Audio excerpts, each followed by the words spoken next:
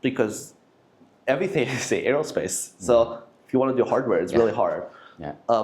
And the goal really is to build a co-working space in terms of sort of like co-working factory that we help people prototype a lot quicker.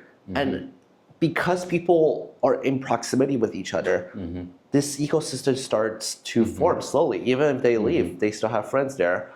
And the bigger vision is really just trying to see how do we bring the model of Shenzhen to Silicon Valley to make sure people are well connected in terms of hardware, to make sure people have need in one thing or another can ask another company for it, or to make sure that things they build can easily be built instead of spending like 3 months trying to search for a part.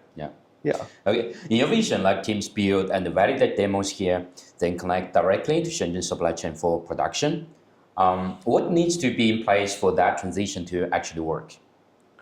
You mean like like the transition from the US to Shenzhen? Yeah, because you in the end, you still have to move the manufacturing in here in Shenzhen because all the infrastructure here, the full supply chain. Yeah.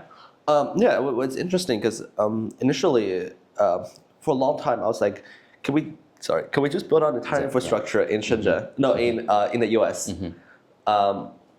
You can't actually. You can, it's too difficult. It's too difficult because Shenzhen has 30 years of evolution with manufacturing. You can slowly build out in the US, but it's still really, really hard. Especially when you want to go to big order. There are things like robotic actuators that simply are not made anywhere in the US. And there are a lot of OEMs in Shenzhen that's doing a lot of good things that US simply doesn't have.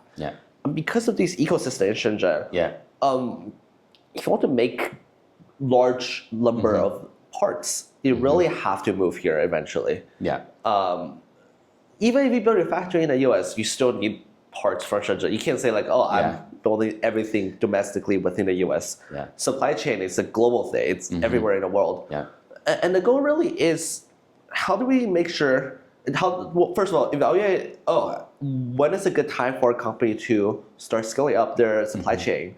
When is a good time for people to start building their hardware in Shenzhen? So our goal is really try to be that sort of expert in manufacturing to think about, is this a good choice for their company?